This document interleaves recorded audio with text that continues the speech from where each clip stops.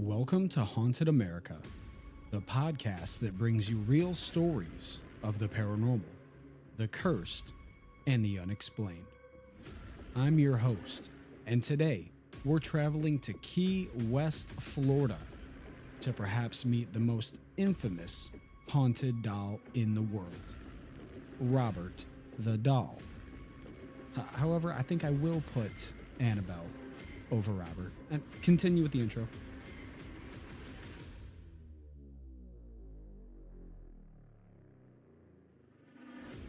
So come with me today to learn about Robert, the doll that might be more than just a toy. Some say he moves on his own. Others claim he curses those who disrespect him.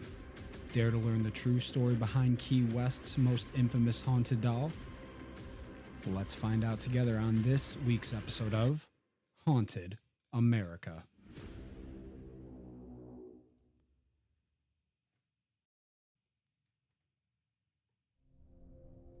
Thank you, ladies and gentlemen, for joining me on another episode of Haunted America.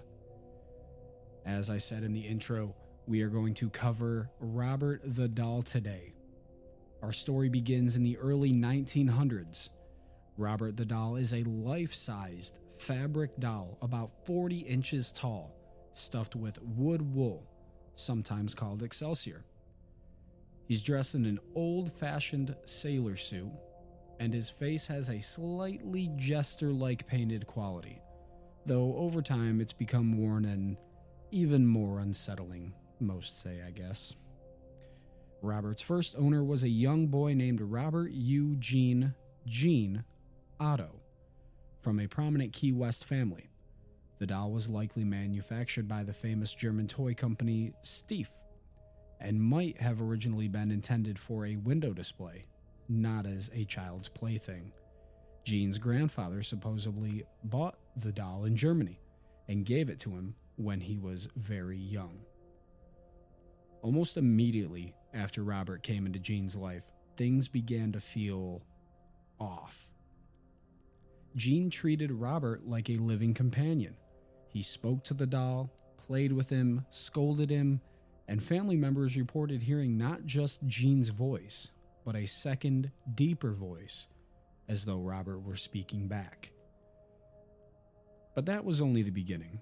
According to the Otto family lore, when things went wrong in the house, broken toys, upended furniture, or just general chaos, Gene would shrug, point at Robert, and declare Robert did it. Neighbors even claimed to see the doll moving from window to window when no one was around. Freaking imagine that. Sitting next door, you peeking out your window or whatever, you're doing the dishes, peeking out the window, and you just see a little 40-inch stiff doll move from one window to the freaking, that's just nuts. There were also reports of night terrors. Gene would wake screaming, blaming the doll. His parents would rush in to find the room in disarray, but no obvious cause. Some said they even heard giggling, footsteps in the attic, and whispering when no one else was there. So how did this all start? There are a few competing stories here. One popular legend claims that a servant in the Otto household, some say Bohemian, practiced voodoo or hoodoo and gave the doll to young Gene, cursing it in the process. In other accounts, the doll was simply an innocent gift from the grandfather, but Gene poured so much of his emotional energy into Robert that the doll became almost an extension of him. Paranormal researcher David L. Sloan, whose work is closely tied to Robert's legacy, suggests something more nuanced, that Robert may house the spirit of another child, possibly a little girl. There's also talk of protective energy around that spirit. So it's not necessarily malevolent, but deeply rooted. Now, the thing I find off about that right there, what I just read, is that doesn't go along with the story I shared earlier of the family hearing another voice that isn't just Gene's, that they heard a deeper second voice, almost as if the doll was talking back to him. If it's a spirit of a little girl inside of this doll, why You know what I mean? That a little girl isn't going to sound like a deep man voice, you know? So, well, I just had to add that in there.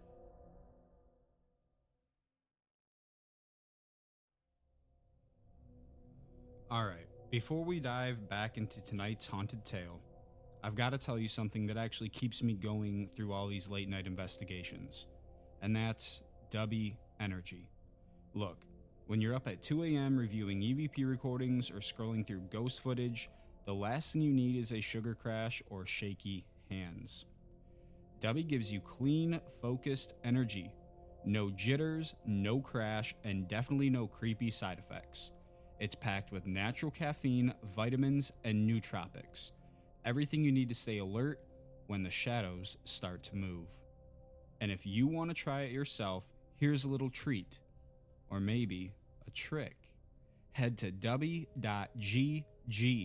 Use the code HAUNT10 at checkout to save 10% on your order. That's HAUNT10 to get 10% off and keep your energy level higher than your EMF readings. Dubby Energy. Fuel your focus and maybe your next ghost hunt. So, Gene grew up, studied art in New York, Chicago, and even Paris, and eventually returned to Key West. He even built Robert his own little room in their home, complete with a turret, a miniature chair, and table. The turret part threw me off when I had to add that in there. It's just crazy. An odd second bedroom devoted solely to his doll. But not everyone in Gene's life appreciated his closeness to Robert. Gene's wife, Anne, yeah, guys, the guy that grew up and made a whole nother room in his house for this doll, is married. Yep. Gene's wife, Anne, reportedly disliked Robert. Over time, she insisted Robert be locked away. At one point, he was stashed in a cedar chest in the attic. And after Gene died in 1974, Anne died a couple years later, a woman named Myrtle Reuter, I'm probably butchering that last name, Rudder, bought the auto house, but she quickly realized the legend was more than just rumor. She claimed that Robert moved around the house on his own. Footsteps would echo in the attic, laughter would ring out, and she lived in kind of a constant, uneasy tension with the doll. In 1994, Myrtle donated Robert to Key West Art and Historical Society, and he was moved to the Fort East Martello Museum. Even in the museum, Robert's reputation had not died down. In fact, it may have grown even stronger. At the Fort East Martello Museum, where Robert is now on permanent display, visitors continue to report bizarre phenomena. Cameras and electric devices malfunction when pointed at or near the doll. Some guests feel sudden drops in temperature or a presence in the room. There are apology letters posted on or around his case, thousands of them. People write because they believe Robert cursed them or they disrespected him somehow. Some visitors have claimed that Robert's expression even changes. His face shifts, his head tilts, as though he's reacting or even listening to what the visitors are saying. On some guided ghost tours, people say they felt their knees touched, or seen orbs or sensed breathing from Robert's chest. Over the years, a kind of protocol has grown around Robert. If you visit him, you're supposed to ask his permission before taking a photo. The museum even posts signs warning people not to disrespect him. Legend has it, if you take a picture without asking, bad things might happen. Mechanical failures, lost jobs, illness, misfortune.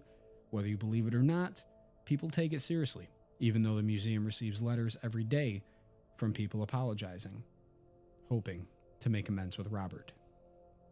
Of course, though, not everyone is convinced Robert is truly haunted. Some suggest the stories are exaggerated, or that the museum just benefits from the mystique of Robert. Testing of Robert's hair, for instance, revealed that it is not human hair at all, but a type of wool, undermining claims of some supernatural origin. Others argue that the experiences, malfunctioning electronics, chills, uneasy feelings, may attribute to psychological suggestion, expectation, or folklore latching onto ambiguous events. People want to believe, and in a place like Key West with a strong ghost tourism culture, the lines between legend and reality tend to blur. So why does Robert the Doll continue to fascinate us more than a century later? Part of it is the human connection.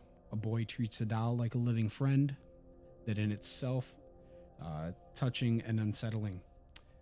Layer on top of the idea of a curse or a spirit inside, and you have a powerful mix of childhood innocence and supernatural dread. Then there's ongoing engagement of the public. People write letters, they go on ghost tours, they take photos, they believe, or at least play along. The museum embraces it. Robert isn't cast away in some dusty shelf. He's front and center in a case, surrounded by stories and lore. And maybe that's part of the power. The stories people tell about Robert are just as alive as, well, he might be. Robert the Doll stands as a symbol of how legends grow, how childhood imagination can merge with real fear, and how a simple toy can take on a life far beyond what its maker ever intended. Whether he's haunted, cursed, or simply a focal point for collective folklore, Robert remains a chilling figure and a reminder that some of the scariest things in America don't lurk in dark forests or abandoned asylums, but in the innocent form of a child plaything. So next time someone tells you dolls aren't dangerous, give them Robert's story. And if you ever go to Key West, maybe ask permission before taking his picture.